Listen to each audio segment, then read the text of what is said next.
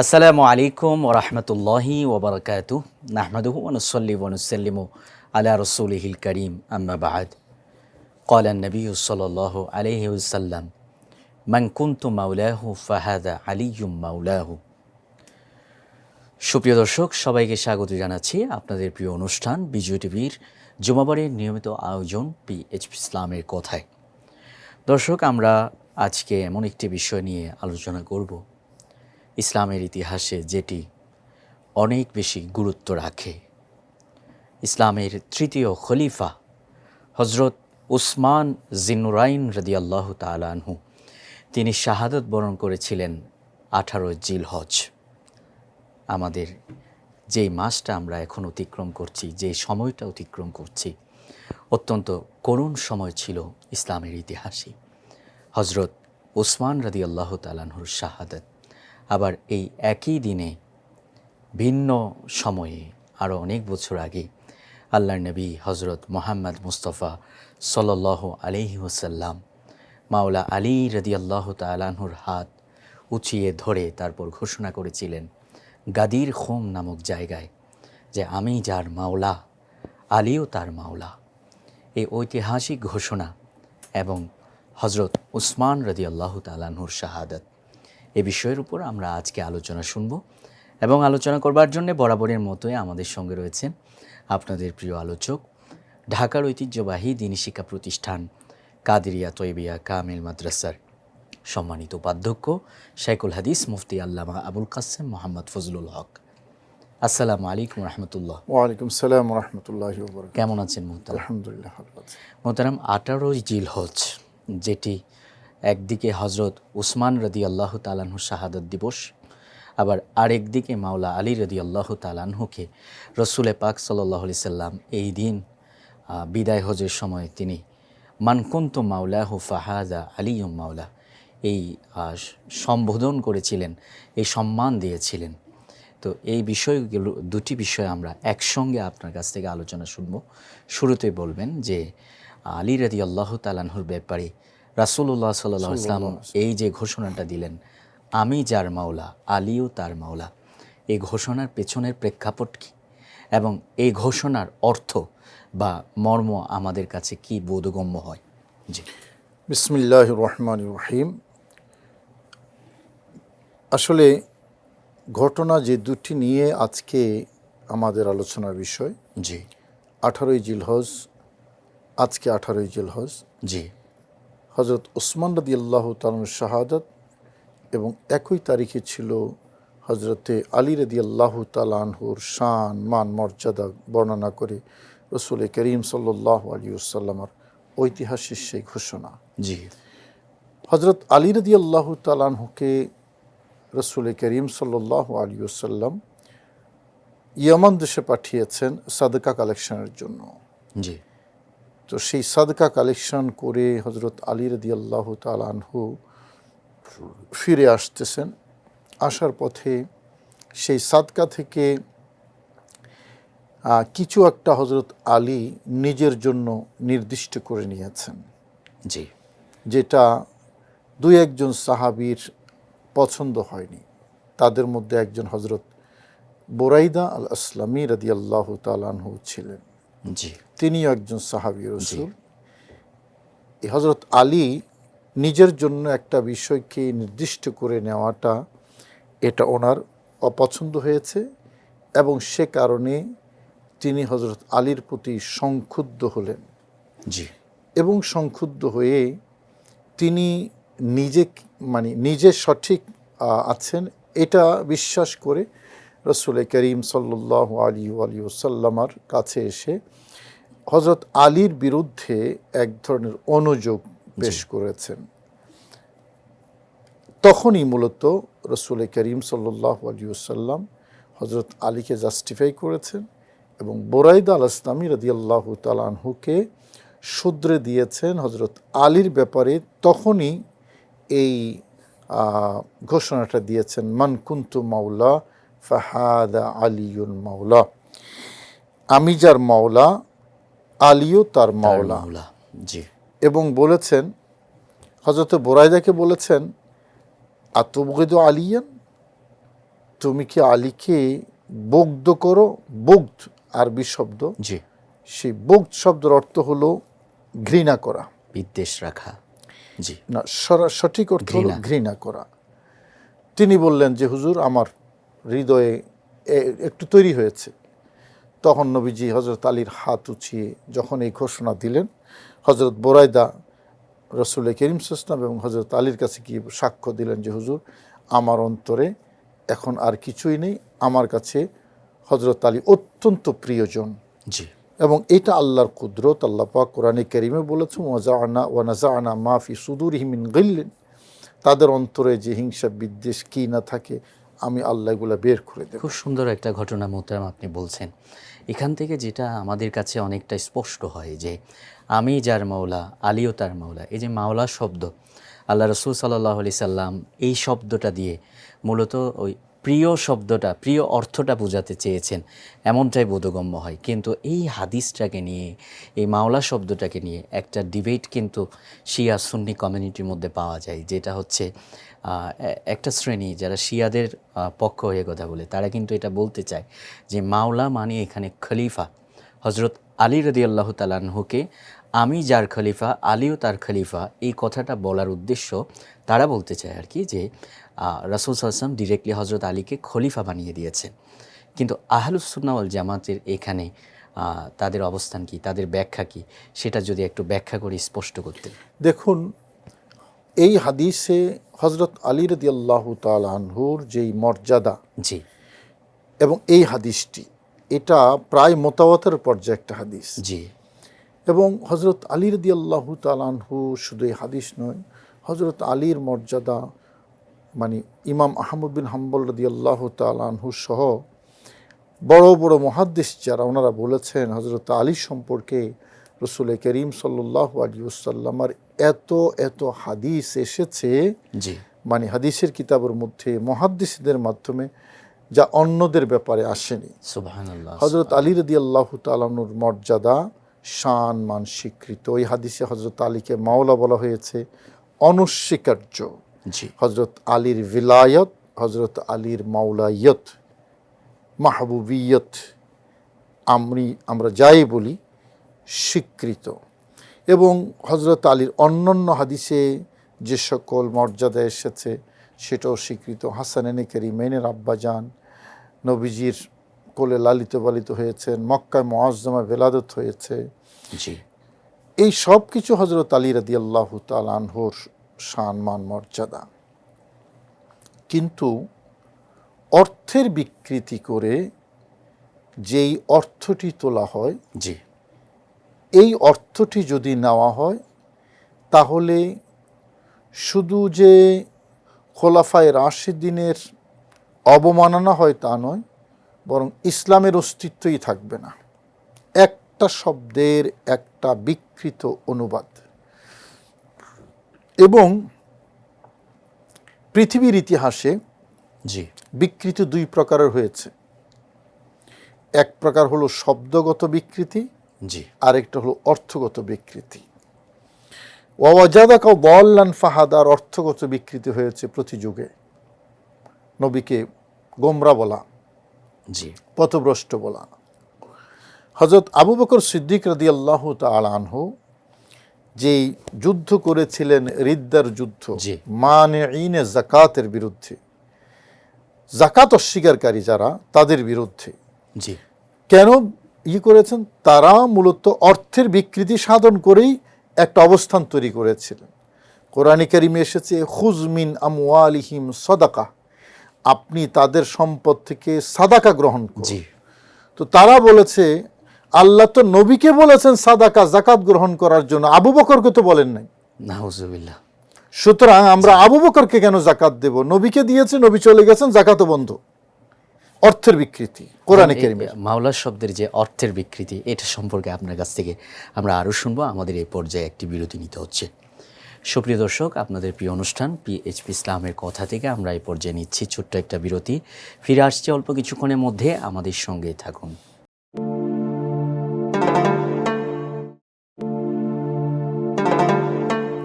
ফিরে এলাম বিরতির পর। সবাইকে আবারও স্বাগত জানাচ্ছি আপনাদের প্রিয় অনুষ্ঠান বিজয় টিভির জুমাবাড়ির নিয়মিত আয়োজন পিএইচপি ইসলামের কথা।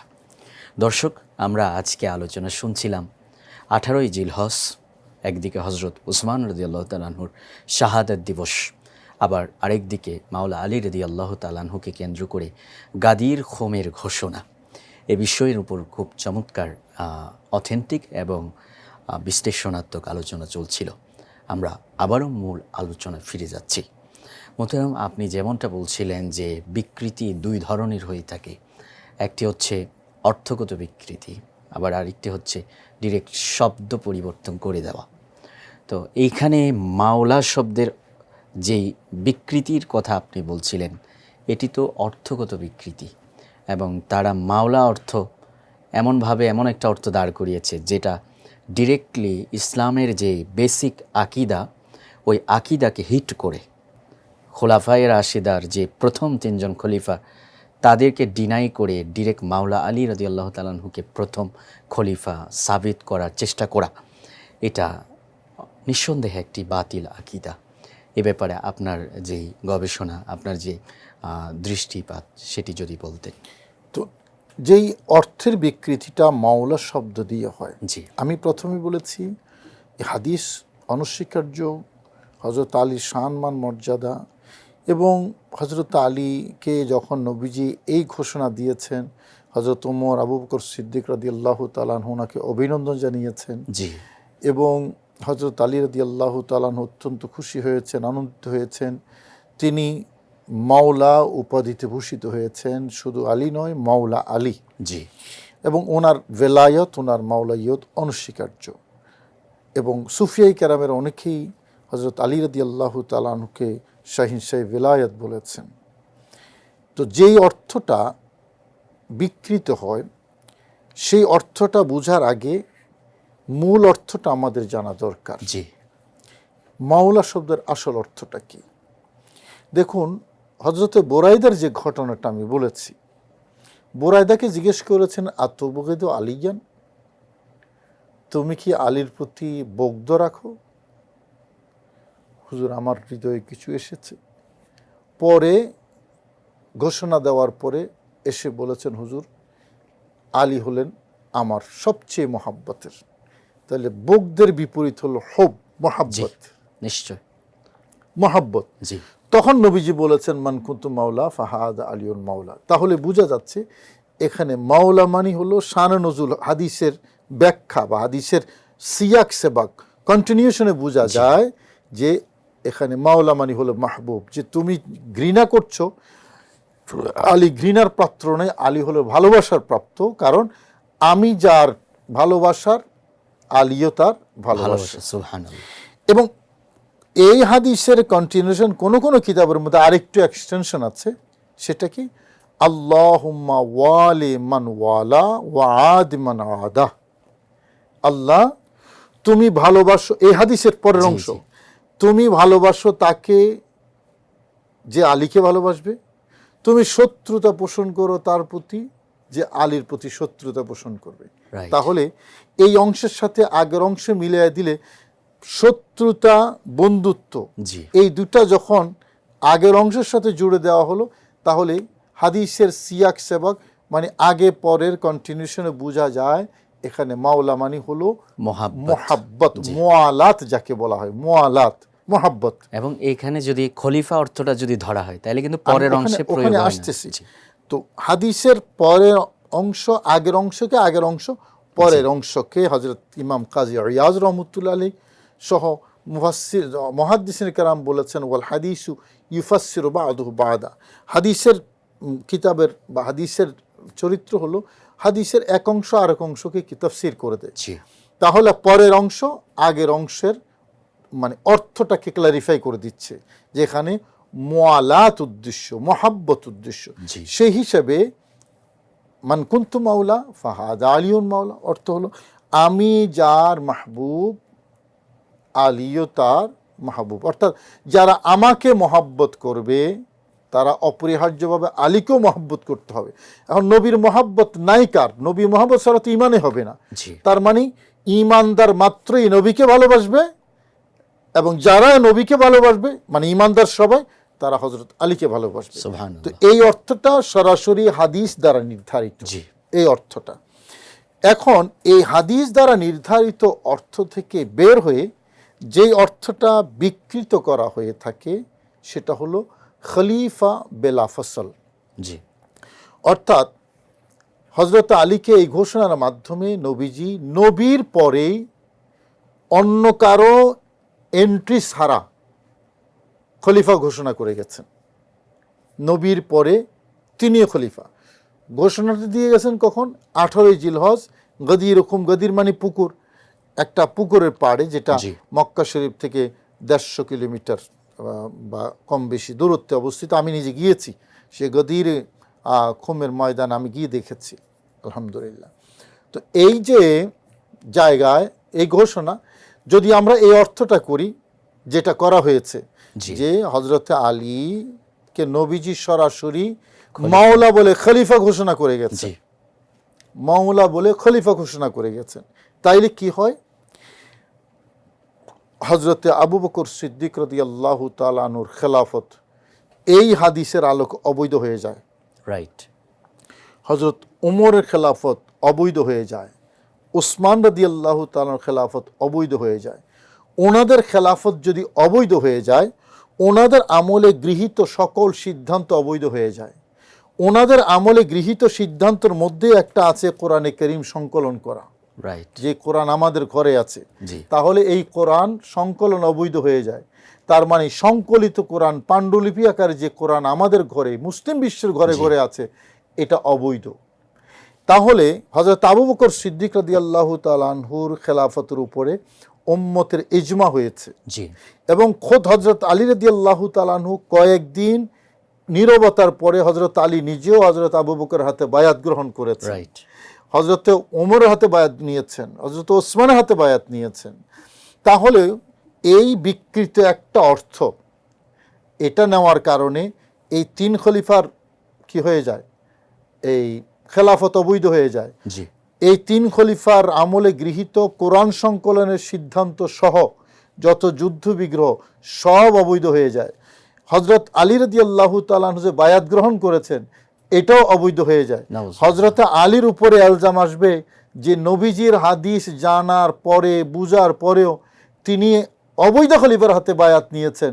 অভিযোগ শুধু আবু বকরের বা সাহাবায়ে কেরামের উপর নয়, হযরত আলীর বিরুদ্ধে অভিযোগ যাবে। রাইট। অত্যন্ত যুক্তিসঙ্গত কথা আপনি বলেছেন মোহতারাম। আসলে এই কথাগুলো, এই ব্যাখ্যাগুলো, এগুলো আলী রাদিয়াল্লাহু তাআলা আনহুর মর্যাদাকে বাড়ায় না, বরং ছোট করে। এটাই হচ্ছে বাস্তবতা। আমরা আরও শুনবো আপনার কাছ থেকে। আমাদের আরও একটি বিরতি নিতে হচ্ছে। সুপ্রিয় দর্শক, আপনাদের প্রিয় অনুষ্ঠান পিএইচপি ইসলামের কথা থেকে আমরা এই পর্যায়ে নিচ্ছি আরও একটি ছোট্ট বিরতি। ফিরে আসছি অল্প কিছুক্ষণের মধ্যে, আমাদের সঙ্গেই থাকুন।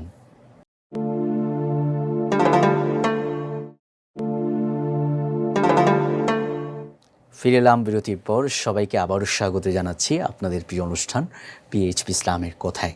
দর্শক, আমরা আজকে আলোচনা শুনছিলাম 18 জিলহজ। একদিকে হযরত উসমান রাদিয়াল্লাহু তাআলা আনহুর শাহাদাত, আবার আরেকদিকে গাদির খুমের ঘোষণা। এ বিষয়ে আমরা খুব বিস্তারিত ডকুমেন্টারি এবং যুক্তিসঙ্গত আলোচনা শুনছিলাম আমাদের মোহতারাম আলোচকের কাছে। আবারও আমরা ফিরে যাচ্ছি। মোহতারাম, আপনি যেমনটা বলছিলেন, হযরত আলী রাদিয়াল্লাহু তাআলা আনহুর খেলাফতের দাবি করা, আমি যার মওলা আলীও তার মওলা, এ হাদিস দিয়ে এটা শুধু আগের যে তিন খলিফা ওনাদের কার্যক্রমকে অবৈধ হিসেবে সাব্যস্ত করে না, বরং স্বয়ং আলী রাদিয়াল্লাহু তাআলা আনহুর ওই সকল অ্যাক্টিভিটিস, ওই সকল কাজ, যেই কাজগুলো তিনি ওই খেলাফতের সময়ে করেছেন, ওনাদের সমর্থনে করেছেন, এই সব কিছুকেই কিন্তু প্রশ্নবিদ্ধ করে। সো নিঃসন্দেহে এই ধরনের দাবি। শুধু তাই নয়, সকল সাহাবীকে অভিযুক্ত করা হয়। রাইট। কারণ বনু সাকিফার যেই মানে ইজমা, যে ঘটনা, এটার উপরে হযরতে আবু বকর সিদ্দিক রাদিয়াল্লাহু আনহু খেলাফতের উপরে সকল সাহাবীর ইজমা হয়েছে। জি। এখন সকল সাহাবী ইজমা হওয়ার পরে এই সিদ্ধান্তটাকে যদি অবৈধ ঘোষণা করা হয় একটা বিকৃত অর্থের মাধ্যমে, তাহলে তো আর ইসলামই থাকে না। কারণ ইসলাম, নবীজির পরে কোরআন বলি হাদিস বলি আমরা পেয়েছি এই সাহাবায়ে কেরামের মাধ্যমে। রাইট। এবং কোরআনের পাণ্ডুলিপি তৈরি করা, সংগ্রহ করে সংকলন করা, এটা যদি অবৈধ হয়ে যায় তাহলে তার কোরআনই থাকতেছে না, জি। কোরআনে কারীমের বিস্তৃত হয়ে যাবে। তো সেক্ষেত্রে যদি কোরআনে কারীমের অস্তিত্বই না থাকে, যদি সাহাবায়ে কেরামের অথেন্টিসিটি না থাকে, জি। এবং খোদ হযরত আলী রাদিয়াল্লাহু তাআলা অভিযুক্ত হয়ে যাচ্ছেন, সাহাবায়ে কেরাম অভিযুক্ত হয়ে যাচ্ছেন, যুদ্ধ বিগ্রহ সব নাজায়েজ হয়ে যাচ্ছে, অবৈধ হয়ে যাচ্ছে, তাহলে তো ইসলামের অস্তিত্ব থাকে না, কিছুই থাকে না। সব কিছুর মূলে একটা বিকৃত অর্থ। মাওলা শব্দের অর্থ যদি খলিফা বেলা ফসল নেওয়া হয়, এবং এটা যে ষড়যন্ত্রমূলক এবং একটা দুষ্ট বিকৃতি, তার আরেকটা প্রমাণ হলো সহিহ বুখারী শরীফ এবং মুসনাদে আহমদ। বুখারী শরীফের 4447 নম্বর হাদিস এবং মুসনাদে আহমদের 2374 নম্বর হাদিস। এই হাদিসের মধ্যে আরেকটি তথ্য আছে, রাসূল করিম সাল্লাল্লাহু আলাইহি ওয়াসাল্লাম যখন অসুস্থ, মানে ইন্তেকালের ঠিক আগ মুহূর্তে, তখন হযরত আব্বাস রাদিয়াল্লাহু তাআলা আনহু হযরত আলীর হাত ধরে বললেন, চলো আমরা নবীজির কাছে যাই, নবীজির পরে কাকে মানে খলিফা করতে হবে জি। আমরা সরাসরি নবীকে জিজ্ঞেস করি। কে কাকে বলছেন? হযরত আব্বাস হযরত আলী রাদিয়াল্লাহু তাআলা আনহুকে বলছেন। হযরত আলী রাদিয়াল্লাহু তাআলা আনহু জাননি। এখন যদি মাওলা মানে খলিফা হতো, হযরত আলীর মানে ব্যাপারে এই হাদিস নিশ্চয় হযরত আলী বুঝেছেন। জি। তাহলে হযরত আব্বাস রাদিয়াল্লাহু তাআলা আনহু যখন আলীকে হাত ধরে যেতে বললেন, তখন তো হযরত আলী বলতেন যে চাচা, এটা তো আগেই নির্ধারিত, জি। আমি তো আগেই নির্ধারিত খলিফা, আবার জিজ্ঞেস করার কি আছে? কিন্তু হযরত আলী এটা বলেন নাই। জি। তা বলেন নাই। এখন তার মানে কি বোঝা যাচ্ছে? আলী প্রসঙ্গে যেতে বলেছেন কি জন্য? খলিফা নির্ধারণের জন্য। তো তখন তো মান কুনতু মাওলাহু ফাহাদা আলিউন মাওলাহু, এটা যদি খলিফা নির্ধারণ করা হয় তাইলে তো হযরত আলী সরাসরি বলতেন।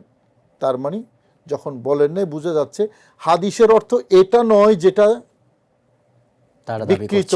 বিকৃত অর্থ করা হয়, বরং হাদিসের অর্থ যেটা আমরা আগে বলেছি। হ্যাঁ, আর একটা অর্থ কোন কোন মুফাসসির করেছেন নাসের, সাহায্যকারী অর্থ। মান কুনতু মাওলা ফাহাদিন আলিউন মাওলা, কেউ অভিভাবকের কথাও বলেছেন। সবগুলোই ঠিক আছে, কিন্তু খলিফা বেলা ফসল এই অর্থটা করা মানে হলো গোটা ইসলামকে নাড়িয়ে দেওয়া, গোটা ইসলামকে ধ্বংস করে দেওয়া। এবং এটা একটা ভয়ঙ্কর অর্থ। এবং এটার পিছনে আরেকটা কারণ আছে। পৃথিবীতে এক্সট্রিম কিছু শিয়া ছিল যারা হযরতে আবু বকর সিদ্দিক সহ হযরত ওসমান সহ এদের খেলাফত মেনে নিতে পারেনি। এবং তাদের মধ্যে একজন শীর্ষস্থানীয় এক্সট্রিম শিয়া ছিল বাদশাহ মুইজউদ্দিন। 300 হিজরিতে তার খেলাফত, মুইজউদ্দৌলা, রাইট। তো সে মূলত এই দিনটাকে ঈদ ঘোষণা করেছে, ঈদে গদির। সেও এক্সট্রিম শিয়া ছিল। হযরত আবু বকর, ওমর, ওসমান রাদিয়াল্লাহু তাআলা আনহুমকে গালি দিত। তো যেহেতু হযরত ওসমানের শাহাদত হয়েছে মজলুম অবস্থায় 18 জিলহজ, এবং এটাই হলো, যদিও কয়েকটা মত আছে, তোর মধ্যে গুরুত্বপূর্ণ মতটা কিন্তু 18 জিলহজ। তো কাকতালীয়ভাবে সেটা মিলে গেছে। তো তারা যেহেতু খেলাফতটাকে মেনে নিতে পারে নাই, সে কারণেই একই দিন যেহেতু হযরত ওসমান রাদিয়াল্লাহু তাআলা আনহুর শাহাদাত হয়েছে, তারা এই দিনটাকে ঈদ পালন করে। বাহ্যিক রূপ হলো হযরত আলীর এই ঘোষণা সেলিব্রেট করা, আর ভিতরের ষড়যন্ত্র হলো হযরত ওসমান রাদিয়াল্লাহু তাআলার শাহাদাতে উল্লাস প্রকাশ করা। এটা খুবই গর্হিত একটা কাজ। মনে রাখতে হবে, হযরত আলী রাদিয়াল্লাহু তাআলা আনহুর শানে এই হাদিস সর্বান্তকরণে মেনে নিতে হবে, কিন্তু ওই বিকৃত অর্থে নয়, সঠিক অর্থে, যে অর্থটা এই হাদিস দ্বারাই প্রমাণিত, কারো মন গড়া অর্থ নয়। এই হাদিস দ্বারাই প্রমাণিত আল্লাহুম্মা ওয়ালিমান ওয়ালা ওয়া আদমান আদা, এই অংশ দ্বারা হাদিসের অর্থটা নির্ধারিত যে এখানে মাওলা মানি মাহবুব, যারা আমাকে ভালোবাসে, আমি যাদের ভালোবাসার পাত্র, জি। আমার আলীও তার ভালোবাসার পাত্র। এবার একটু হজরত ওসমান রাদিয়াল্লাহু তাআলার যেই করুণ শাহাদাত, ওই শাহাদাতের ঘটনা এবং ওনার যে অবদানগুলো সংক্ষেপে যদি বলতেন। হজরত ওসমান রাদিয়াল্লাহু তাআলা আনহু রসুল করিম সাল্লাল্লাহু আলাইহি ওয়াসাল্লামের দুই মেয়ের জামাতা, জি। এবং হজরত ওসমান রাদিয়াল্লাহু তাআলা সম্পর্ক রসুল করিম সাল্লাল্লাহু আলাইহি ওয়াসাল্লাম হাদিসের মধ্যে অনেক ফজিলতের বর্ণনা করেছেন। আমরা জানি বীর ওসমান নামে একটা কূপ আছে, জি। এই কূপটার বিনিময়ে রসুল করিম সাল্লাল্লাহু আলাইহি ওয়াসাল্লাম জান্নাতের সুসংবাদ দিয়েছেন, এবং হজরত ওসমান সেই সুসংবাদপ্রাপ্ত একজন সাহাবী রসুল। হজরত ওসমানকে জামিউল কোরআন বলা হয়ে থাকে, জি। কোরআনে করিম সংকলনকারী হজরত ওসমান রাদিয়াল্লাহু তাআলা। জমে কোরআনের একটা বিরাট ভূমিকা ছিল হজরত ওসমানের। এরপরে আশারায়ে মুবাশশারার একজন সাহাবী হজরত 10 জন ওসমান জান্নাতি। রাদিয়াল্লাহু তাআলা আনহু। জি। তিনি অত্যন্ত লাজুক প্রকৃতির ছিলেন, রসুল করিম সাল্লাল্লাহু আলাইহি ওয়াসাল্লামের দুই মেয়ের জামাতা ছিলেন। প্রথম হিজরত আবিসিনিয়ায়, জি। সেখানে হজরত ওসমান রাদিয়াল্লাহু তাআলা গিয়েছেন। অনেক ত্যাগ, আবিসিনিয়ার হিজরতের মধ্যে হজরত ওসমান অংশগ্রহণ অনেক করেছিলেন। অবদান এবং অনেক ত্যাগ। মোহতারাম, এত অবদান, এত ত্যাগ, এরপরেও এই মানুষটাকে করুণভাবে শাহাদত বরণ করতে হয়েছে কী কারণে, কিভাবে, সেগুলো আপনার কাছ থেকে শুনবো। আরও আমাদের এই পর্যায়ে আরও একটি বিরতি নিতে হচ্ছে। সুপ্রিয় দর্শক, আমাদের প্রিয় অনুষ্ঠান পিএইচপি ইসলামের কথা থেকে আমরা এই পর্যায়ে নিচ্ছি আরও একটি ছোট্ট বিরতি। ফিরে আসছে অল্প কিছুক্ষণের মধ্যে, আমাদের সঙ্গেই থাকুন।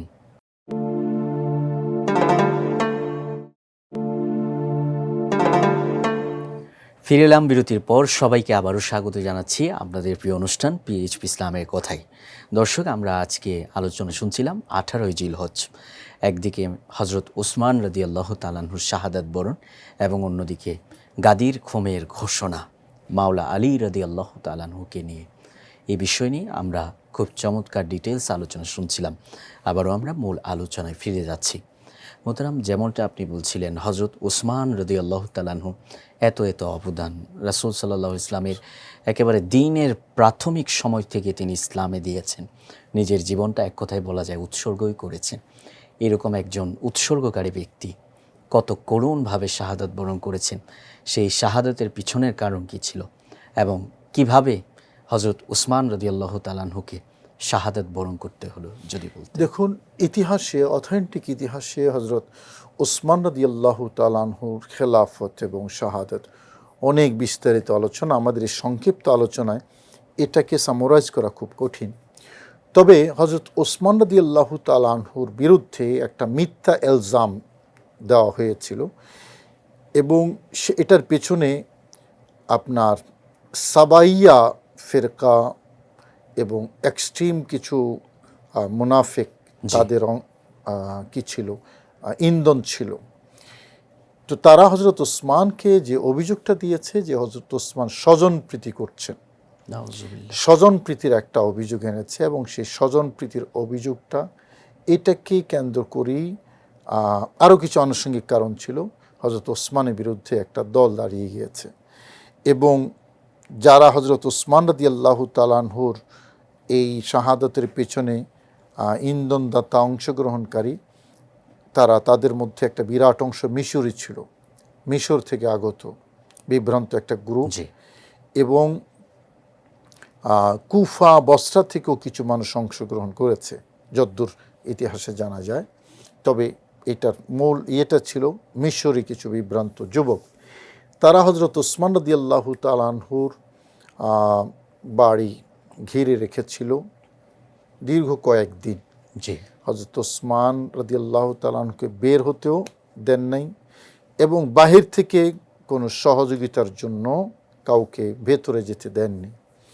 হজরত ওসমান রাদিয়াল্লাহু তাআলা সে অবরুদ্ধ অবস্থায় অনেক দিন থেকেছেন, এবং অবশেষে 18ই জিলহজ রোজা অবস্থায় তিনি ইন্তেকাল করেছেন। ওনার সাথে ওনার স্ত্রী, আমি যদি ভুল না করি, নায়েলা ওনার স্ত্রী ছিলেন, এবং যখন আঘাত করা হয় ওনাকে তলোয়ার দিয়ে, তখন ওনার স্ত্রী নায়েলা এভাবে হাত দিয়ে ঠেকাবার চেষ্টা করেছিলেন, নায়েলার আঙ্গুলগুলো কেটে গিয়েছিল, একেবারে পড়ে গিয়েছে। ওনাকে শহীদ করা হলো। হৃদয় বিদারক। এবং একটা ভুল তথ্য, কৌশলগত কারণে অনেকে ভুল তথ্যটা কি করেছে, প্রচার করেছে। হযরত আবু বকর সিদ্দিক রাদিয়াল্লাহু তাআলার ছেলে আব্দুর রহমান ইবনে আবু বকরকে নিয়ে, যে তিনি হযরত ওসমান হত্যাকাণ্ডে জড়িত ছিলেন। এটা আমি যদ্দূর গবেষণা করেছি এই তথ্যটা সঠিক নয়, এই তথ্যটা সঠিক নয়। ওনার ভূমিকা ছিল এতটুকু যে, ভূমিকা বলবো না, ওনার কাজটা ছিল এতটুকু, বা উনি যেটুকু করেছেন সেটা হলো ওই যারা সন্ত্রাসী গ্রুপ যারা, তারা কি জন্য আসছে উনি তো আর জানতেন না। উনি হযরত ওসমান রাদিয়াল্লাহু তাআলা আনহু কোথায় আছেন এটা দেখিয়ে দিয়েছিলেন কামরায়, কিন্তু হত্যাকাণ্ডে তিনি অংশগ্রহণ করেননি এবং হত্যাকাণ্ডে উৎসাহিত করেননি। তো এরপরও তিনি যেটুকু করেছেন, পরবর্তীতে উনি এটা নিয়ে অনেক সারা জীবন অনুতাপ বোধ করেছেন। তো মূলত এই বিভ্রান্ত গ্রুপটা হযরত ওসমান রাদিয়াল্লাহু তাআলা আনহুর বিরুদ্ধে মিথ্যা ইলজাম দিয়ে, অপবাদ দিয়ে, অভিযোগ তুলে হযরত ওসমানকে অবরুদ্ধ এবং মজলুম অবস্থায় হযরত ওসমানকে শহীদ করেছে। এখানে কোনো সাহাবীর সম্পৃক্ততা ছিল না। এবং খারেজি এবং উমাইয়া বংশের কেউ কেউ পরবর্তীতে উমাইয়াদের, কারণ উমাইয়াদের মধ্যে কিছু এক্সট্রিম আহলে বাইত বিরোধী ছিল, একথাও সত্য উমাইয়াদের মধ্যে। এবং মানে এজিদ সহ, এজিদ পরবর্তী আরও অনেক কি ছিল, শাসক ছিল যারা এক্সট্রিমলি আহলে বাইতের বিদ্বেষী ছিল।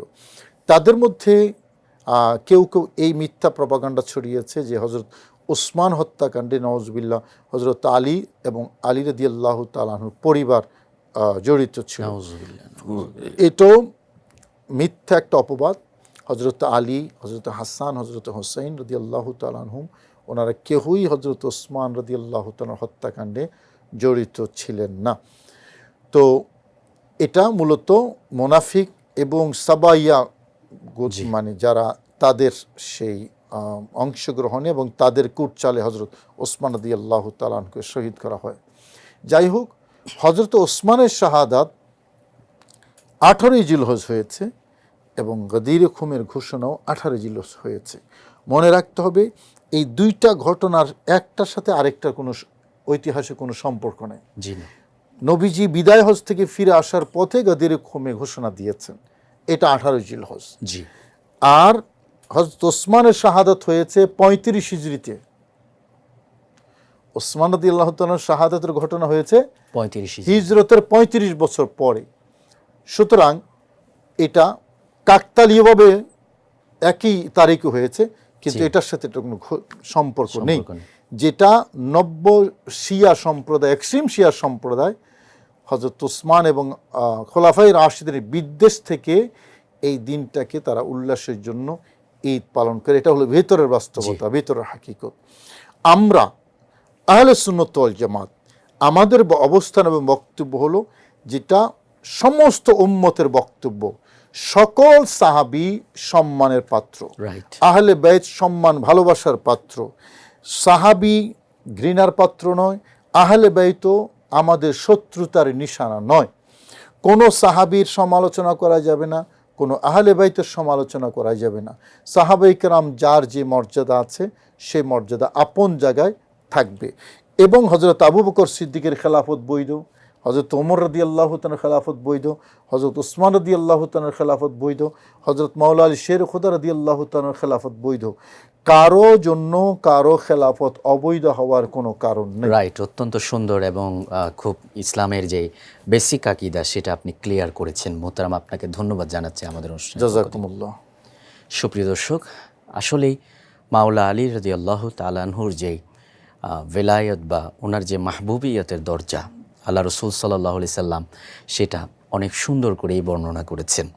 আমরা এই আকীদা যেমন রাখব, কিন্তু এই আকীদার আড়ালে, এই হাদিসের আড়ালে এমন কিছু যাতে আমাদের মধ্যে ঢুকে না পড়ে যেটি ইসলামী আকীদার সাথে সাংঘর্ষিক, এবং উলামা ইকরাম তো এই গাদির দিবসের যেই মাওলা ঘোষণা হজরত আলী রাদিয়াল্লাহু তাআলা আনহুকে, এইটাকে কেন্দ্র করে যারা ঈদ পালন করে, অনেক উলামা ইকরাম এই ঈদটাকে অবৈধ এবং বিদআত পর্যন্ত বলেছেন। সুতরাং আমরা এই ধরনের কোনো কাজ করব না যে কাজের পিছনে বিদআত থাকবে, যে কাজের পিছনের উদ্দেশ্য হবে হজরত উসমান রাদিয়াল্লাহু তাআলা আনহুর শাহাদাতের যে করুণ ঘটনা, সেটাকে সেলিব্রেট করা, এটা আমরা কখনোই আমাদের অন্তরে, আমাদের হৃদয়ে, আমাদের মধ্যে স্থান দেব না।